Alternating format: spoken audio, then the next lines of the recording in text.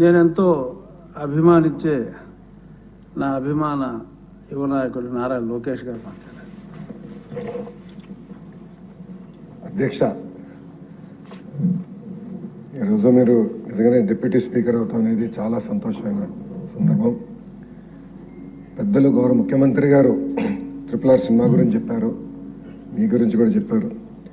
నాకు RRR అంటే real responsible and rebellious.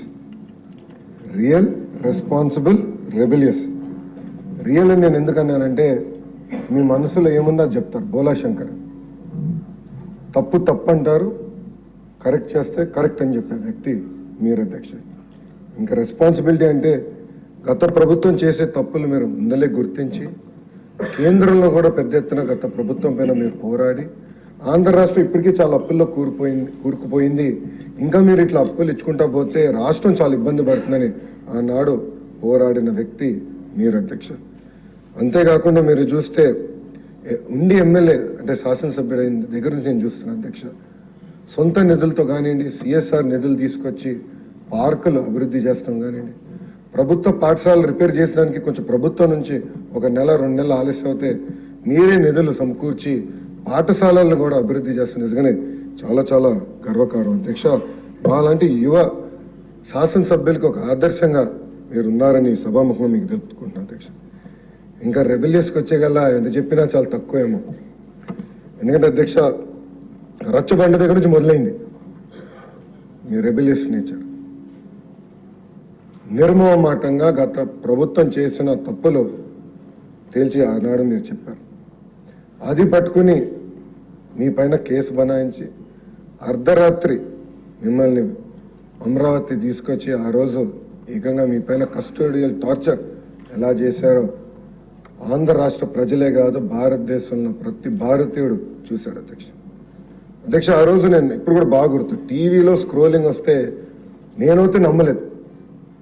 ఒక ఎంపీని కస్టోడియల్ టార్చర్ చేస్తారా అంటే చరిత్రలో ఎప్పుడు ఇది జరగదు, జరుగుతుందా, ఏదో వీళ్ళు తొందరపడి స్క్రోలింగ్స్ వేస్తున్నారేమో అని అనుకున్నా అధ్యక్ష. అలాంటిది ఆనాడు మీ ఫోటోలు వచ్చినాయి అధ్యక్ష. మాకు బాగా గుర్తు, వాట్సాప్లో ఒక రియల్ టైం మాకు స్ట్రాటజీ గ్రూప్లో అంటే ఆ ఫోటోలు వచ్చినాయి. మీ కాల్ కొట్టినప్పుడు ఆ ఫోటోలు మేము చూసాం. నిజంగానే చాలా చాలా బాధ వేసింది. అంటే సొంత పార్టీకి చెందిన ఎంపీని ఇట్లా ట్రీట్ చేస్తారా, భిన్న అభిప్రాయాలు ఉంటే ఏకంగా కస్టోడియల్ టార్చర్ చేస్తారని నిజంగానే నాకు ఆశ్చర్యం కలిగింది. కానీ ఆ రోజు నుంచి నాకు అర్థమైంది ఒకటేనంటే కలిసికట్టుగా పోరాడాలి, ముందరికెళ్ళాలి, గత ప్రభుత్వాన్ని వదిలిపెట్టకూడదని ఆ రోజు నుంచే యుద్ధం మనం ప్రారంభించాం అధ్యక్ష. అంతేకాకుండా అధ్యక్ష, చంద్రబాబు నాయుడు గారిని అరెస్ట్ చేసినప్పుడు నాకు మీరు అండగా నిలబడ్డారు. నేను ఢిల్లీలో న్యాయ పోరాటం చేస్తుంటే ప్రతిరోజు రాత్రి మీరు, గల్లా జయదేవ్ గారు, కనకమెడల రవీంద్ర గారు అందరం కూర్చుని మనందరం చర్చించేవాళ్ళం. మీటింగ్ అయిన తర్వాత కూడా మీకున్న అనుభవంతో కేసు ఎలా వెళ్తుంది, దీన్ని ఎట్ట చేస్తే బాగుంటుందని మీరు కూడా అనేక సలహాలు ఇచ్చారు. ఆ సలహాలు కూడా ఆనాడు మేము తీసుకుంటాం కూడా జరిగింది అధ్యక్ష. ఒక మాటలో చెప్పాలంటే భయం అనేది RRR గారు బయోడేటాలోనే లేదు అధ్యక్ష. ఎందుకు చెప్తున్నా అంటే అధ్యక్ష, వాస్తవంగా ఇక్కడ కస్టోడియల్ టార్చర్ అనుభవించిన వాళ్ళు ఎవరు లేదు. కేసులు పెట్టారు, మా పైన రాళ్ళు దాడి చేశారు, సోడా బాటిల్స్ ఇసిరారు, నా పైన కూడా SC/ST కేసు పెట్టారు, అటెంప్ట్ టు మర్డర్ కేసు కూడా పెట్టారు. కానీ ఈనాడు కస్టోడియల్ టార్చర్ అనేది మాకు అసలు నిజంగా ఆలోచించలేదు అధ్యక్ష. అలాంటిది మీరు ఆ రోజు ఇబ్బంది పడినా మిమ్మల్ని మీకు బెయిల్ వచ్చి ఏకంగా హైదరాబాద్ మిలిటరీ హాస్పిటల్లోకి చేర్చాలి, అక్కడ రిపోర్ట్ రావాలని వెళ్ళినప్పుడు కూడా కారులో కూడా మీరు వెళ్ళేటప్పుడు నవ్వుతూ వెళ్ళారు అధ్యక్ష. భయం అనేది ఎప్పుడు మీరు చూపించలేదు. అది మా లాంటి యువ ఎమ్మెల్యేలకు ఒక ఆదర్శం అని సభాముఖం తెలుపుకుంటున్నాను అధ్యక్ష. అధ్యక్ష, ఈ సభ సాక్షిగా నేను మిమ్మల్ని కొన్ని విషయాలు కోరాలనుకుంటున్నాను అధ్యక్ష. అధ్యక్ష, నేను పుట్టిన నాటికే అన్న NTR ముఖ్యమంత్రి అధ్యక్ష. నేను పెరుగుతున్న వయసులో శాసనసభను చూసి పెరిగిన వ్యక్తులు. ఇక్కడ చాలా మంది సీనియర్లు మాట్లాడే విధానం చూసాం. రాత్రి 2-3 వరకు కూడా శాసనసభలో చర్చలు జరిగేది అధ్యక్ష. ఒక స్పిరిట్ ఉండేది అధ్యక్ష. వ్యక్తిగతంగా ఎవరు తిట్టుకునేవారు కాదు అధ్యక్ష, సబ్జెక్టమైన మాట్లాడారు.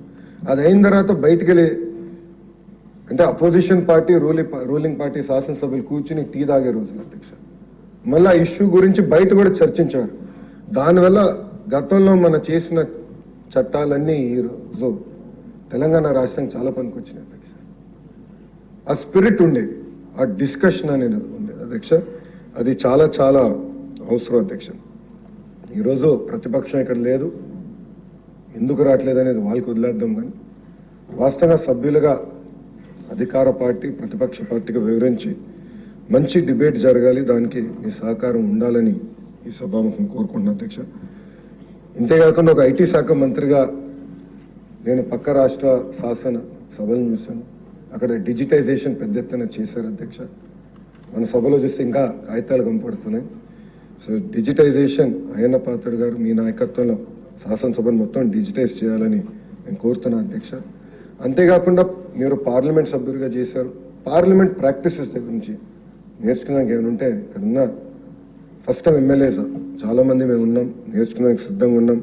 ట్రైనింగ్ క్లాసులు ఏర్పాటు చేసి అంటే ప్రాక్టీసెస్ ఎలా ఉండాలి, క్వాలిటీ ఆఫ్ డిబేట్ ఎలా పెరగాలి, ఒక బిల్ ప్రవేశపెడితే అందరం ఆయిజో నేజ్ కాకుండా అవసరమైతే చర్చ జరగాలి, సవరణలు తీసుకొచ్చి ఆ సవరణల పైన కూడా ఓటింగ్ జరగాలని బలంగా నమ్మే వ్యక్తిని నేను అధ్యక్ష.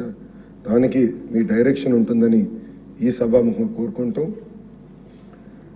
వాస్తవంగా మిమ్మల్ని అక్కడ మీరు ఈరోజు అక్కడ కూర్చుంటున్నారంటే మీ నోరు కట్టేశారన్న బాధ ఒకటి ఉంది అధ్యక్ష. కానీ విట్ ఉండాలి, పెద్దలు అందరు చాలా మంది మాట్లాడారు, ఆ విట్ నేచర్తోనే సభ జరగాల్సిన అవసరం ఉంది.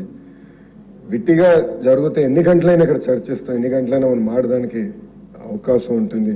అది మీరు కోల్పోకూడదని ఈ సభాముఖంగా మిమ్మల్ని కోరుకుంటూ, మళ్ళీ అధ్యక్ష మిమ్మల్ని పిలిచే అవకాశం నాకు ఇచ్చిన చంద్రబాబు నాయుడు గారికి, పవన్ అన్నకి, బీజేపీ నాయకులకి నా హృదయపూర్వక ధన్యవాదాలు తెలుపుకుంటూ సెలవు తీసుకుంటాను.